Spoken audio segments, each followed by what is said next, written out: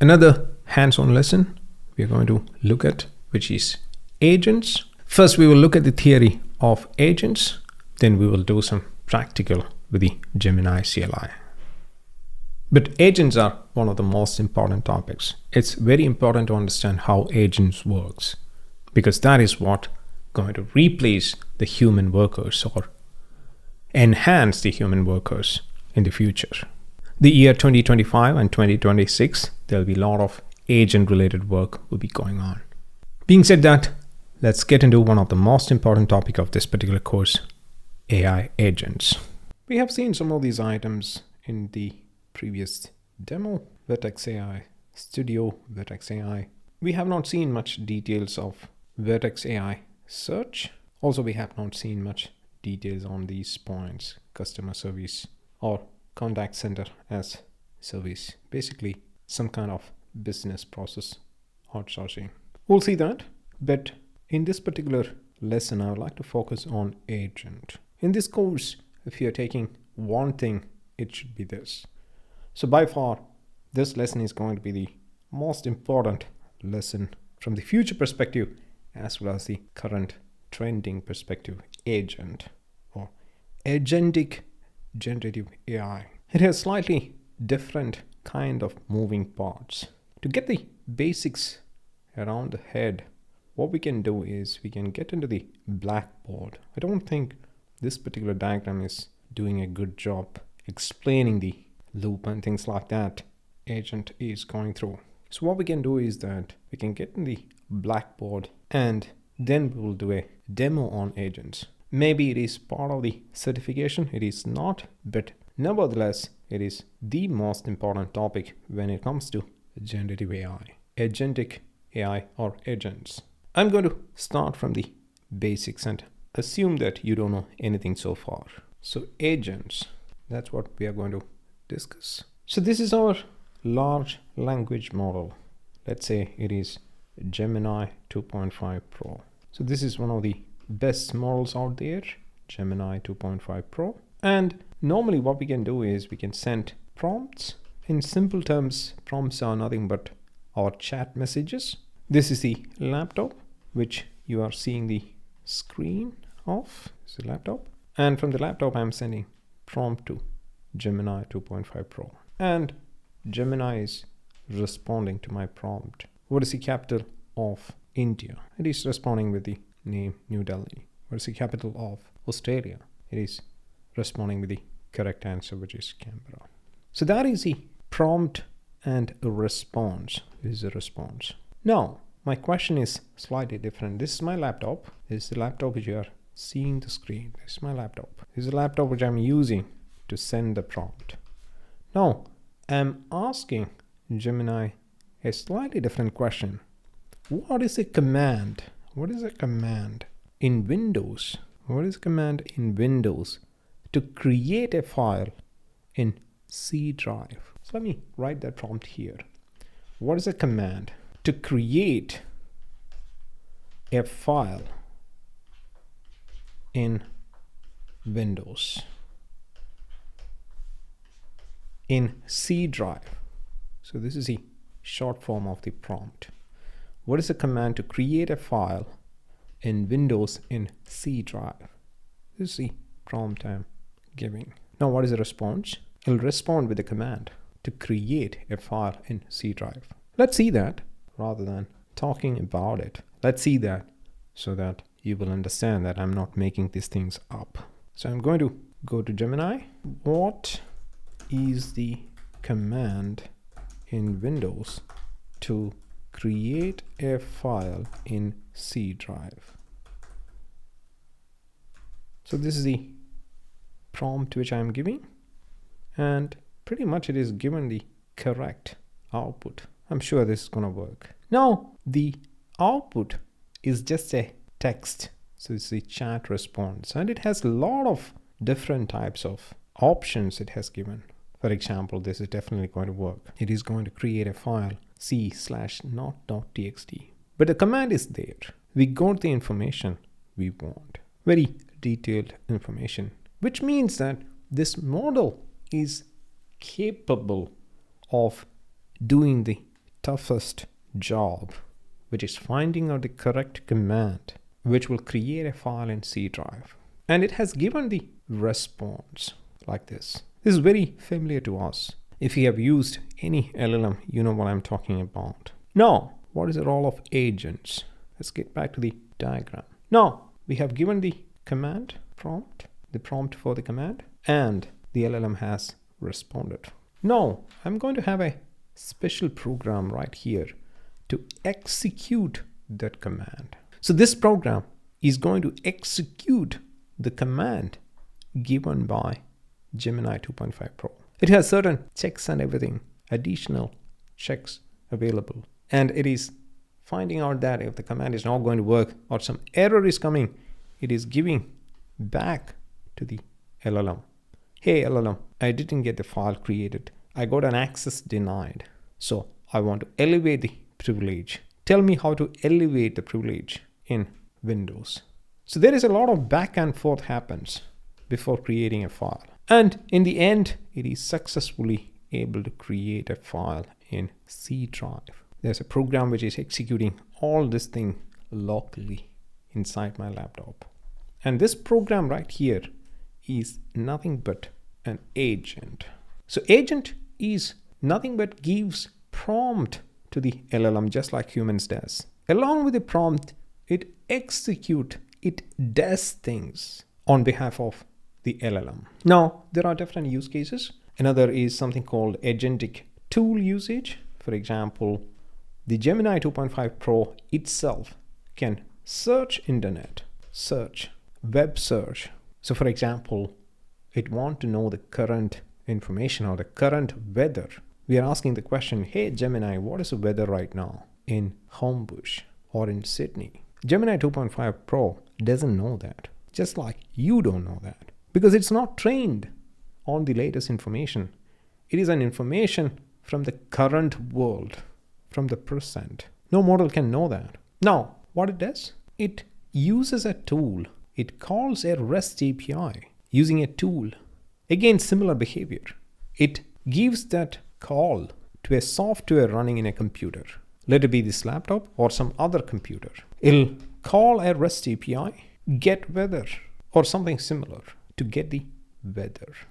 So again, prompt and response. Another simple thing is calculation. The large language models are very difficult to calculate things like 2 into 3 or 23 into 24. Arithmetic. They are very bad in arithmetic, but latest models are able to manage it without any tool usage. But otherwise, to do this calculation, it uses a lot of compute resource. It has to do a lot of thinking. On the other hand, we can give an agentic tool use behavior to use a calculator and calculate this particular result. So the idea here is that the model know what to do. The model have the intelligence to what to do, just like we have. But it has to have the tool to do that. It could be web search. It could be Python programming. It could be a calculation. For example, it can write a Python program to calculate this particular value right here, although it cannot do this calculation by itself. A lot of people used to challenge large language model to count the number of R's in strawberry. You might have heard that question before. Count the number of R's in strawberry. It was a tough question for large language models. The reason is because large language models doesn't see characters. I'm not going to the details of such things. It sees tokens, almost like the Chinese characters. It sees the English world or the English alphabetic world. It's a different technique altogether. There is reason for that, deep technical reasons. But ultimately, it cannot count the letters inside certain words because of the way it is trained and way the tokens are handled. But new models do that. Now, if you ask it to calculate or write a program to count the number of R's in strawberry, I'm 99.99% sure almost all the models we know will give you the correct program. And that program will print the correct output, the number of R's in the word strawberry as well.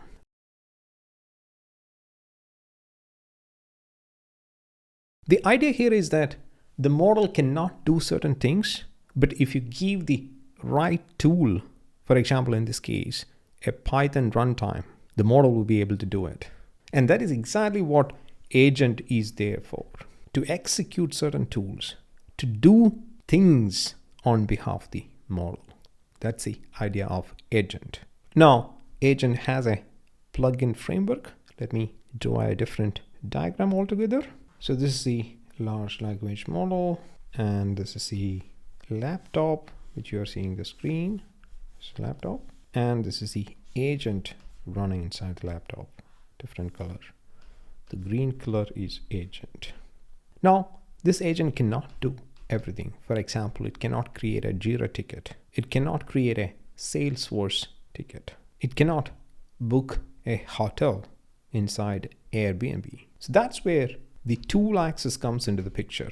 Different modules. So this one helps to book Airbnb tickets. This helps for flight ticket.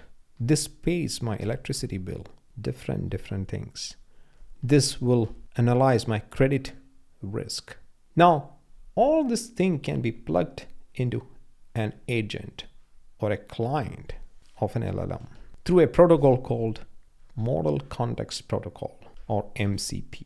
Basically, the idea is we are giving the model information and tools. Hey LLM, there is a tool sitting here. It can do XYZ things. All you need to do is to ask. So LLM knows that this particular tool is sitting there. All I need to give you is this particular command to execute that. A calculator, simple calculator, which can do basic calculation. A Python runtime, which can execute Python code. So that is the behavior of agent and the agent plugin system, or the tools ecosystem using Model Context Protocol. Now this is one agent right here. Let me draw that in a different color. So right now this is the agent, and these are different tools connected to the agent which can be used by the LLM. Now you can have n number of agents like this. Even there are more number of laptops or computers, and they can have more number of agents within them and tools for all those agents. So this is a complicated multi-agent system. They communicate each other, get things done. Just like the old programming paradigm where you have microservices, test different things and club all together to get a single objective. So agent can behave exactly the same way, multi-agent scenario. Now what we can do is, although it is not part of the certification, we can have a quick look into the behavior of these things. We will use Gemini 2.5 Pro and Gemini CLI, which is nothing but an agent ecosystem, which is open source as a matter of fact. Let's have a look. So this is the Gemini CLI. It is nothing but the agent for Gemini, an open source AI agent that brings the power of Gemini directly into your terminal. Doesn't mean much to us unless you've been paying a lot of attention. That's okay. What we can do is we can execute and understand how it works. So there are two commands, very simple commands. Don't worry about all these things. It's not part of the certification. I'm just showing you because it's a very important topic. It is a very important topic that even if you're not into AI, this is going to come into your life whether you want or not. This is going to take over the whole world, what we are seeing right here. So even though it is not part of the certification, I would recommend you pay real good attention. So these are the command. Nothing but what it does is simply download and install this CLI software. It is using something called npm. Don't worry about it. It's all in JavaScript. That's why it is npm. The AWS one is in Rust, but this is npm. But pretty much all of them do similar things. So I'm going to execute these commands in the screen. So if you're doing this demo by yourself, you need to install all the npm and all the required tools. I'm a developer myself, so I have all the tools installed. So I'm going to execute this command just like that. So the software is installed, and next command is Gemini. That's the command for the CLI. Let's execute that. And then the CLI is started. So there is this exercise or steps right here. Ask questions, edit files, or run commands. Be specific for the best result. And all this information right here.